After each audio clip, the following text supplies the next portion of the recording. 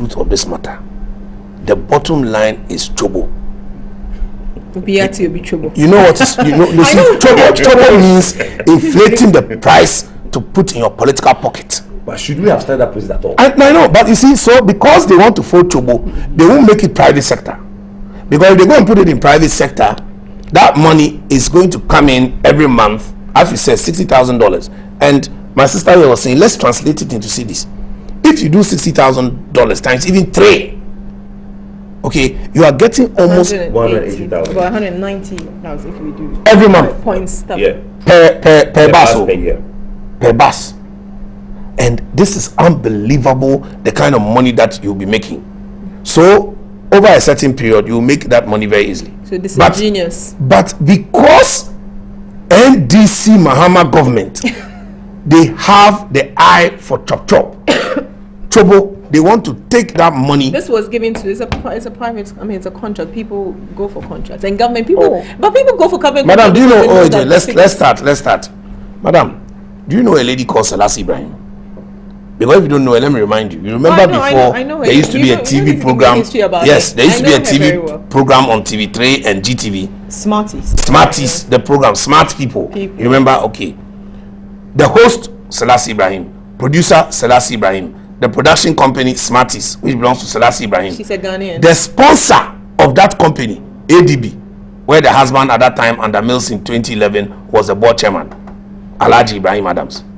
Now, how does ADB, Agricultural Bank, go and sponsor a program on TV3? Why not? Oh! ADB sponsors programs. No. ADB, they are business people. No, say that I'm bringing the conflict of interest. If it doesn't have the line of things they do, ADB can sponsor, but if maybe it's to do with nothing to do with their line. Nothing to do with agriculture. 1 and 2, and most importantly, the husband board sponsors the wife program. You see, when you have been doing this thing over and over, when we talk, then they will try and shield it. When we talk, then they will try and shield it. Eventually, the same Selassie Ibrahim, chobo money, pam, on her desk. And you see, it's so bad that now even the NDC, they are ashamed. So you know what they are trying to do to save face? The chief of staff has quickly written that this thing is going to be looked into, and this is going to be. Look, madam, should be taken. MMT, they have an MD or a CEO, don't they? They have a board, don't they? The board is under the supervision of a minister, and the minister is under the president. Are they trying to tell me that as we are sitting here now, the board itself is not under fire? Nobody is going to be sacked. Ghanaians, but watch they the way. Just ask the AG to look into the market. Oh, the outcome of it. Every day, AG look into this, AG look into that, AG look into whatever. I am saying, okay, that what we need to realize is that, and it's surprising that you see a lot of Ghanaians are very upset with these buses, even more than Ameri, because you see Ameri is very difficult to understand. So even though that one, the chobo is up almost $300 million, they are not able to see it. But you see, as a bus, every ordinary Ghanaian is in a bus. Every ordinary Ghanaian sees a bus. They never see an oil or gas plant or turbine. Then they also don't understand that why should we have a bus with all the other presidents' face in black and white as if they are already dead? Then as John Mohammed says, color. He's the current president. Because they want to find a way to do promotion of politics. So there's political so should we have the pictures removed? Because you're I mean, it goes without saying that, look, when you have a government bus and you want, you know what, this is not just in this country. When you go to England, when you go to America, and so on and so forth, what you can do, even if you really want to create, you want to teach history, you put the president's faces in a certain area, and you leave the rest for public space branding, and you make the private companies associated either by their names or just logos, show that they are the ones who sponsored this picture. But they couldn't think of that, because you see, they won't be able to make all that 3.6 million extra that they put on it. Very, very unfortunate situation, and Ghanaians must punish people who spend their taxpayers' money in such a way. All right, Mr. Edu Asare. Bridget, you see that we have missed an opportunity. This could have been, I mean, the president is famous. He doesn't need any more publicity. Former presidents aren't asking their faces to be put on a bus. Where did this ingenious come from? Where did the You see, lack of innovation or it's early morning, okay, all right, and sometimes I like it when we have a very nice program without anybody trying to look at the MPP talking. This whole Kufuor bus thing, Kufuor bus. Where did that name come from? It came about because the buses were introduced and somebody's picture, was draped around this bus. Paid for by the state. Never. By who? It was paid for by private company. Which private company? Mention the name now. Look at you. Which private company? Which private company? This is a mistake. And then they had the same bus around the time. Some of them were branded then and now. Okay. Then and now. Ghana, then and now. So you have one side of the picture showing depicting a particular project, and then later on whatever had been touched on that program and how it looked like now. Who paid for it? And how was it paid? That is where the moral authority. I'm not here to defend the act, like my brother said. I think this whole thing could have been used to generate funds, and I agree totally with you in that regard. We could have gotten some of these private companies to, or maybe created a smaller space for this and all of that. That I agree. But you see, I hate it when people with dirty hands, excuse my language, want to use this as a launching pad to paint themselves white. You don't have that moral authority, my brother. You don't. You are so guilty of the same thing or worse. But it doesn't make it right. It doesn't. I have said right. that. Please, I have underscored that fact. I'm just talking about who's talking. This gentleman spoke beautifully, and what he said makes a lot of difference for me. But when you are so, blood stains all over your hands on the same issue, you don't deserve this what do you call it, holier than thou, whatever, angel descend from heaven attitude, because you are wearing white.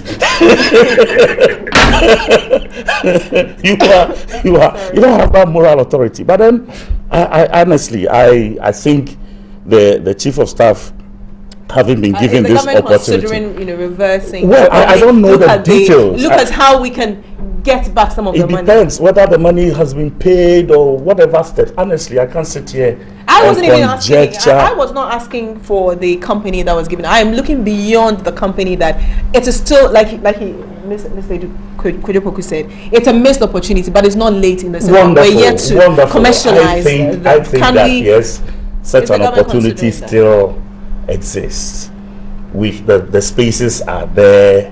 It can be, usually these advertisements or whatsoever, they have a time period. Sure. So after a while, if they're able to get some business people, companies to rebrand, I think it can be done so that we can retrieve some of the monies that have gone the way it went. I agree totally with his views on this matter. Thank you. Thank you. Bridget, let me just say something very quickly, just to help you. 10 seconds. 10 seconds. Yes. One if thing you give him 10 seconds, I'll take 10 That's seconds. fine. I'll give you 10 seconds. You don't give 10 seconds, please. Now, one thing we must get clear here is that actually 8 seconds. Yes, anybody who tries to do point scoring is themselves cheap, because I don't ever remember that MPP went to brand buses that cost 100,000 for 3.6 million. So that is the issue. The figure didn't come. No, exactly. But so there was no issue. So for him to now come and lie here after the trouble that somebody did this. Where is the trouble? He's reprimanded. Lie. So where is the didn't brand? But we didn't trouble. Yes. So don't use branding to show if this. we dive into the details, No, then my we can accusation get the was figures. trouble.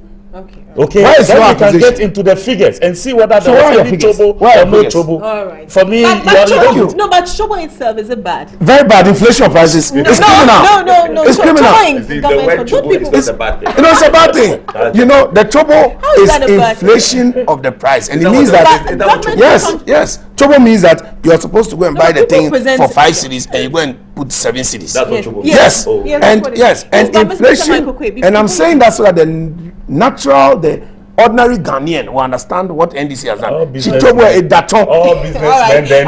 It's that one. Hold on, my 10 seconds. No, it's too big. My 10 seconds. All businessmen, as I know, then are trouble specialists. There's no Kofio and there's no Kwagbo.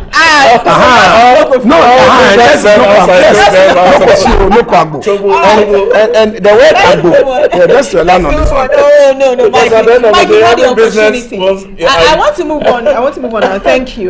Ministers banned from foreign trips. I read, apparently, the letter leaked. President Mahama saying that, directing that if you're a minister of state, you're flying business, not first class. And it's internationally mandatory, mandated trips that are relevant. And only, people who have direct association with the projects must go. And actually, I want to start from you, Michael. Oh, please, if you ask him what that is about, maybe, because let the government tell us, then we can understand it, please. But no, Yes, every time I want to speak agree with before. you. I decide who's. I know, but I don't understand what it's You don't about, so they should tell us. Do you? Yeah. I mean, first of all, do you think that flying business is a good initiative by the government to say, we want to cut spending? Michael, I'm asking you. Oh, I say You don't have honestly, any- okay, yes, then I don't you have understand you will lose standard. the opportunity. Well, then that's fine. Alright, I don't understand what the government is trying to do. Yeah, So they should saying tell they us. want to cut spending Right. by the number of people who go on trips Right. and the like. Right. So directing that ministers are not supposed to fly first. That you're talking about $10,000. Business could go around, depending on the flight, Right. $5,000-$6,000. A good. Yeah, but you see, let's take it back a bit. Okay. Something that baffles me is that if a minister is to travel, from what I knew in the past, Sure. you remember I was saying earlier, state and government. Government, yes. I know that what is there is that every minister has to travel, has to ask permission from the chief of staff. I don't know if it still exists. I think it's right, sir. Yes, every minister that has to travel, you need permission from the chief of staff to travel. So I find it very strange for the chief of staff to be issuing that directive to his ministers. It means that ministers are traveling without asking permission from the chief of staff the way it's supposed to be. Or maybe Because- they are flying. No, first class. the flying is a different. That is Different what I'm thing, saying. okay. If the state decides that these are the guidelines, look, chief ministers fly maybe first class, chief directors maybe business, directors premium economy, everybody else economy. Okay. Those are there, stated. Nobody changes that. Government comes, government goes. So if it's MPP, CPP, or PPP, you are a minister. You know your ticket is business or first class. If that's the guideline. If you're a chief director, you know you fly, depending on how we can afford. So to me, everybody comes in and changes the goalpost a bit, and you can't travel. There was a time back when, this, what he said, is only for ministries. Where the problem is state-owned agencies, okay? The GMPCs, the petroleum commissions. I go on travels. I'm sitting in the premium economy or sometimes economy. Front seats so that I get the room. Then you see the GMPC guys all in business. Whose money is that? It's our money. And they see and they wave at you. I'm a CEO of Gas of Oil. I'm in premium economy and GMPC boys. Not even the CEO. These boys in GMPC are all in business class. So it's not, it's a step in the right direction, because I think it's something that went wrong. Okay, and the chief of staff is trying to correct it. But if the right thing is done, some of these things should not even come up, because we should have a guideline of what the minister should travel in. If the minister is traveling with delegation and the chief director is going, obviously you can't put the minister in the same cabin as the president is traveling. So you should know that if the president is traveling commercial, he's not going with the private plane, he should go first class. Then the minister, business class. The chief director, premium economy, the rest economy. So there should be that guideline. So at what level you are, if the ministry is buying the ticket, they don't have to come and ask you. I've known instances where directors of ministries has refused to travel because they did not buy them business class in the ministries. Why? If you are traveling on your own private so trip, it should be standardized. It should be standardized. It's there, whether it is this government or that government. That is what it every is. Chief director is entitled yes, to that. A chief director flies business, whether it's BMPP or CPP, it's there, and nobody changes it. I think that is the way we should go. Okay. It will save us money because we cut our coat according to our size. Okay. But whenever we have chief directors coming to give these authorities, it's only for the ministries. Then what happened to the state-owned enterprises, where young boys, because they are going to Houston, are flying business class? Okay, all right. Mr. Edward, what's the motivation behind this directive and now? Yeah, I think it might have come as a result of maybe an observation. I won't say abuse per se, but an observation. No, because I don't have the full facts. You understand? Sometimes we have to be moderate in our choice of words. So I think after carefully observing whatever anomalies are in the system, it's only, or sometimes it's even good to remind people, so that probably might have read its head, and the earlier intervention can stall any further abuse of that opportunity. So I don't know at what stage or at what level the abuse has gotten to, which warranted such a letter. Sure. But then I think it's still in the right direction, because as my brother said earlier, the biggest culprits in this whole system is not even the ministers, it's these departments and agency heads, because some of them are somehow autonomous, but they are still state-owned. Okay, they are like companies, limited liability and all of that, but still state-owned. So they think once they raise their own money and can run their own business and so on, they seem to be taking their practice has this private sector led or driven attitude, so they lose sight of the state arrangements, as has been mentioned already, like senior person, this is the chief executive going on business class, other people in the line also, a stipulated system already in place. They might have been abusing this system. In other words, will make real impact. Yeah. It is extended. It goes beyond just the figurehead, which is the ministry. No, I mean, usually that's where people take their eyes. But to the best of my knowledge, this does not often happen when it comes to ministry. Most of them fly business class, as much as I know. And probably a few of them who will fly first class or whatever, sometimes it is the whoever is inviting them that does the purchasing and all of those things. That is what I know. But where near to the state's benefits, sorry, the invitee still pays. No, some of the invitations are extended from outside, so they determine what to do. Probably, But I'm saying that the worst corporates are those within that bracket that I mentioned, and not necessarily the ministers. As much as I know, I have flown around, I've seen ministers usually at the business class cabin and so on. That's what I know. What real impact will it make? It depends how it's been abused. It depends how frequent ministers are traveling or how people are traveling. Tickets are not expensive. Tickets are not cheap. Depending on what season you can. So if a first class ticket, exactly, and 6,000. So you can imagine the difference between a premium economy, which is about 3,000, and a business class is quite huge, like 3,000, 4,000. Sure. So it's quite huge. And if you look at a whole year, the chief of staff must have seen a real figure being put on it. That's why because if certain things are not, because remember some time back we had a scenario where there was a directive that ministers should not be making IDD international calls on their mobile phone. This is some time back. It tells you that somebody has seen a bill and he's seen the real impact to the finances. That is why they are saying. So I think Mr. Deborah must have seen the impact of that travel, because if it's mega, you wouldn't see, because government are talking BS. Okay. So for a chief of staff to come and hit on it, it means that it's causing serious havoc. Okay. Do you have a better understanding and appreciation of what it is, what's at stake? Yes. Go ahead, Michael Quinn. Thank you very much. Do you have a better perhaps before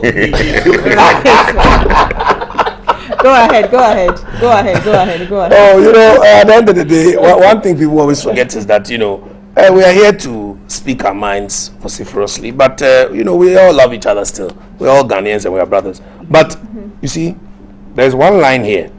It says, all non-essential travels are to be stopped. That letter that was written by the Chief of Staff. Yes. All non-essential travels. All ministers to take notice of the foregoing directive for strict compliance. What does that mean? So first of all, there's a lot of non-essential traveling going on. So they've identified it. Now, my brother has identified a lot of that in terms of non-essential travel, in terms of, the amount and all that. But non-essential persons also. Okay. Because we saw in this country, sports minister who traveled, China with his girlfriend and all that. And they were not, I have a few things to refer to, so you mind. Okay. His girlfriend and all of that, all on the state, NDC. You take our money and then you not only go and travel on high expense, which now you are trying to curb. You see, fiscal discipline. These are all, I'm sure, part of IMF pressure. Because IMF is saying that, look, all the ways that you are not able to fiscally discipline yourself, now we have a cane that we are going to hold behind your back in fear NDC to you're indiscipline. You see the way they spend money in this country is unbelievable. Then it goes forward saying critics have questioned the directive, saying that this is the paper as written by the paper. Critics, so not this thing. John Mahama and his wife Lordina also traveled too much, mostly with a large entourage.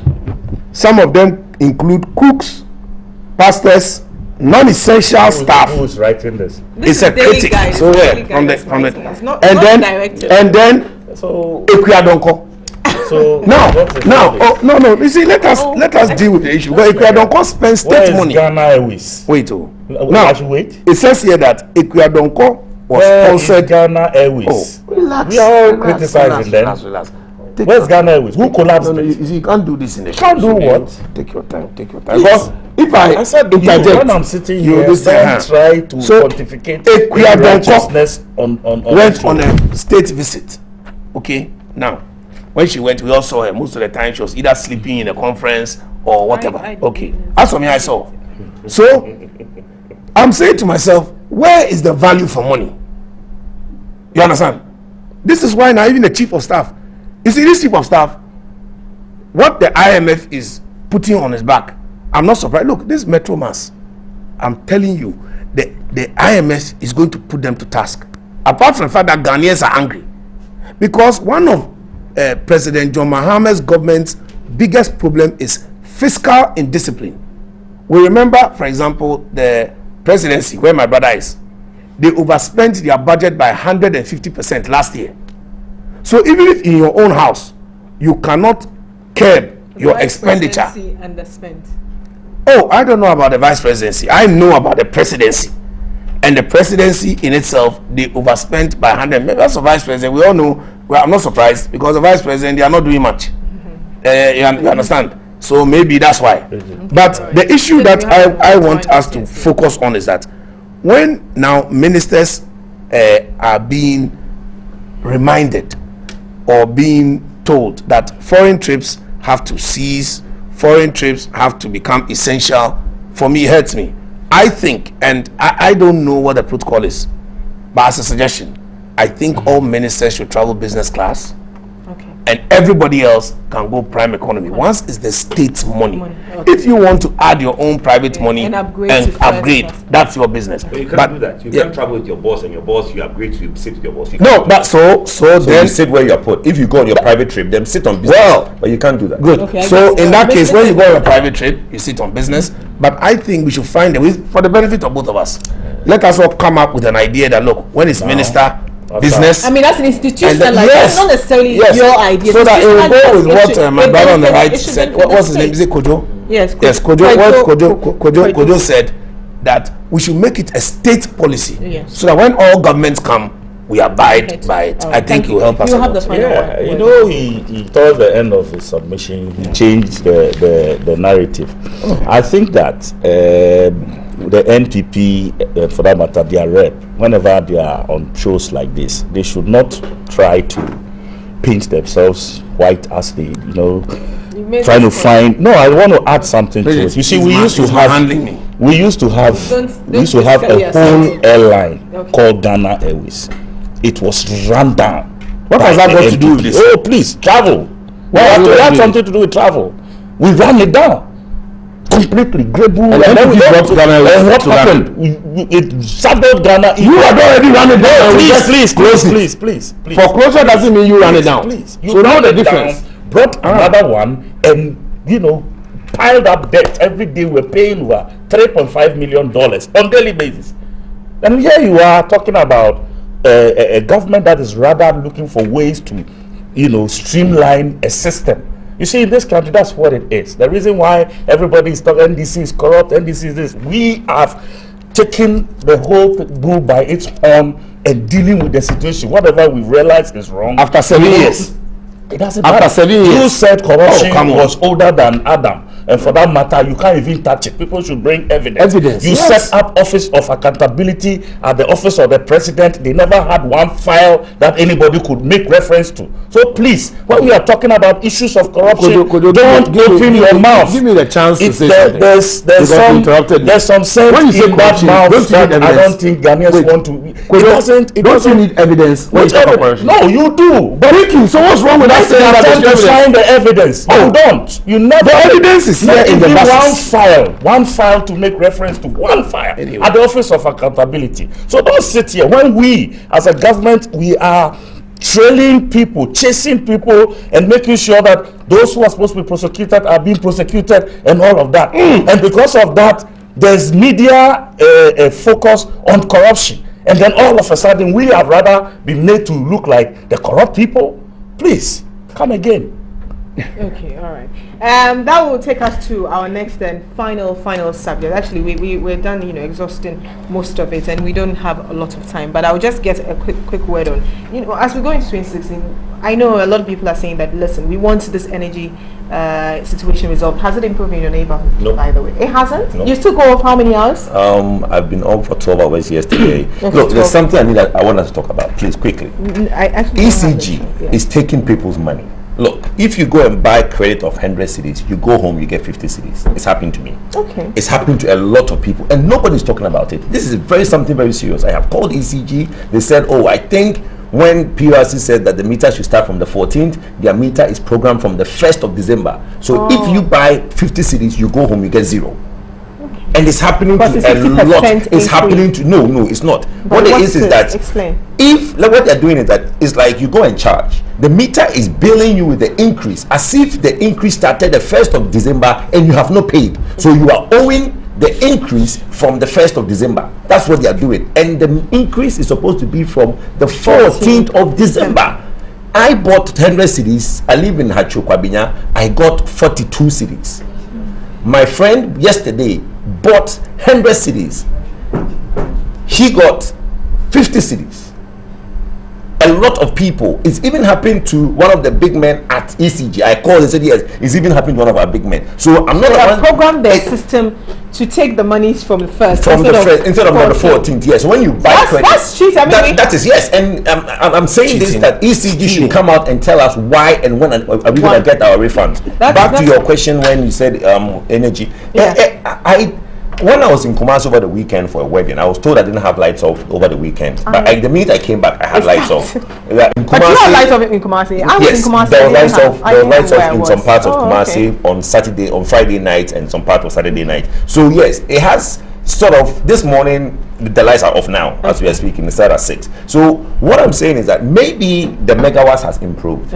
They should not go back to the old system and do equal distribution so that we can now go back to the old system. The timetable thing went off the table because there wasn't enough to distribute. But now that there is enough, I think we should go back. We should visit the timetable and so that when Adenta is getting some, Hachu is getting some. All right. Mike, has it improved in your neighborhood? Where do you live, by the way?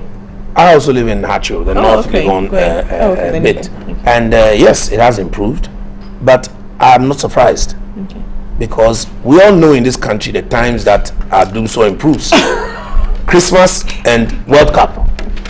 So that's why I keep saying that the doom so matter is not about no megawatt. It's financial. But people allow themselves to be deceived. And when they do as I can't say so emotional and always pointing finger. I'm so surprised at them. When it was World Cup, because they didn't want Ghanaians to be upset that they couldn't watch football, they gave us light. When it's Christmas, they don't want your chicken stew to spoil in the fridge. My brother, my sister, industry is using what less. The industry is working harder to produce Piccadilly biscuit as we are working here now. And yet the thing has improved, because as for NDC, I always told, they like kwani. You see, hide and seek. They are always doing like this, kumsi kumsa. Thank you. We should allow ourselves to know their tricks. Sorry, where do you live? I'm still in around Kwabinya. So we're all in the same area. Okay. And it's better? Oh, why not? I think he himself said it. Just said so. I think we all have seen the Christmas improvement. Well, you can call it anything, but I think there's this conscious effort to ensure that Ghanaians enjoy their Christmas. That is key. And then subsequently, I think the was car power. The generation has been infused into the system, and so at least there's some improvement. And I also believe there are merry one to should follow suit. And I think next year, God willing, we should be seeing improvement in the energy sector. What about the ECG problem? Of course, the ECG problem is purely an issue, that in-house problem that we need to put pressure on them to do the right thing. Okay. All right. People should be given, value for money. If they wrongly calibrated their machines to absorb people's money wrongly, they should quickly and people should be willing to take them on. Yes, in Ghana that's the problem. I mean, we all talk about issues, and then go to the Kwabinya office. It's fire. The place is crowded, and everybody was. They'll tell you, "Oh, we can't do anything about it because it's the increase in tariff." No, they can do something about it. Michael, have you followed the Kolebu Senior Staff Board issues? Have you followed it? No, I think that issue is a bit. It's a bit technical and difficult, because I heard the Kolebu CEO saying that certain grievances were brought to them. They've invited the aggrieved parties to come, but they haven't come to them, and now they've gone to tell the minister or something like that. And so for me, I think procedures should work. Systems should be allowed to work. Yeah, but why they run to the media? You know, this thing, for instance, I remember the chairman of the... Well, maybe they've had an experience that they've gone to the board and the board has not listened to them. Or maybe they should have gone to the board. I'm saying either way, we are yet to find out what would happen exactly in the Kolebu saga. Okay. But it's not something that I've really followed, because I've been really busy trying to get value for money for Ghana. Okay, right. I mean, quick word on this. I mean, the issues, for instance, the chairman says that he hears them in the media. The senior staff, I think Kolebu, to me, the whole management of Kolebu. I think the chief executive of Kolebu should be an advertised position, not appointed. Okay. It should be advertised, and a qualified person should be screened and appointed. That way he's held accountable, he does the right and hire and fire. Okay. To me, I think if we run some of these organizations as corporate, the way we run our corporate industries, if you appoint, the person feels that, oh, I want to maybe see some lobby, I'm very close to the president, I have that, you know, people have a way of... So even if you are good, genuinely good, they still, you know, so it's a perception also from the staff who the president brought or who brought or not. If we advertise in the media, in the papers, a qualified, we put all the, but he's hired, he's screened and hired, he will come in and he's given his target, he meets it, he stays, he doesn't, he's fired. Okay. That will take some of these problems away. You share the same view, Mr. Edu? This is my personal view of personal. Sure. And I'm underscoring the word personal. Yeah, I think Kolebu should be outsourced. Oh. Yes. Okay, all right. We'll come to that point where the Kolebu should be outsourced, and management. The pull and push factor is just the management team to be tasked to run Kolebu. and then That's what I'm government saying, really. government supervises. Yes, exactly. So All because it takes away that, it brings in that efficiency. You know. A very big thank you to you, Mr. Kojo Poku. He's an energy expert, CEO of Gasop. Good morning to you. Thank you very much for coming. Also, the Deputy Communications Director of the New Patriotic Party, Michael K. Jr. Thank you. Thank you very much. Yes, actually my first time hosting you on this platform. So thank you. Hope to see you again some other time. And former Member of Parliament, Presidential Staffer, Can I use 30 seconds? 30 seconds is too much. Wish our viewers a very, in case that's actually I may not. In fact, I think I should test your acting skills. I should probably test. Mike, how did you ever act in school? They should bring me my box. You has acted here this morning. I was actually not. Yes, my car will work on set. Just an actor. Thank you very much. I was a play star. Yeah. Yes. Oh, okay. Let's see. But the last time I picked a song. You didn't give me the song. Okay, so I'm going to ask this out. Oh, really? I'm going to ask this out. So this. No. Pardon. Foul. Yeah, that's foul. Oh, that was good. You pick it up. You pick it up. Yes, Mike. Oh, you don't have to look. That's the thing. I saw palm soup. How am I gonna? It's Christmas. No, Mike, pick yours. Mike, pick yours. Mike, you don't look. You have to look. No, the thing is showing. Look. Okay, so just do it. Pick one for him. Why don't you pick one for him? No, How can I act palm soup? Don't let him see it.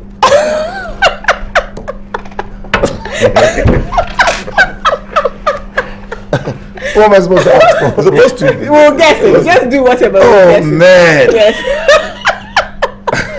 I don't know how to. Okay. Music. Loud. Loud music.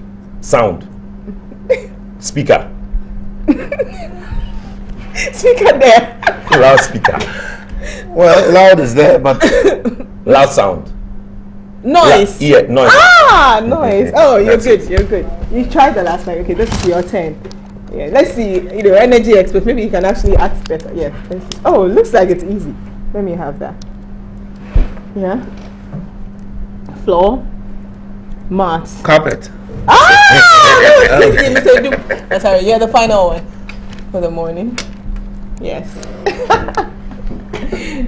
You have to cover it. We don't have You don't have to see it. Yes. Wow. Wow. Okay. I like that. Round. Hats. Banku.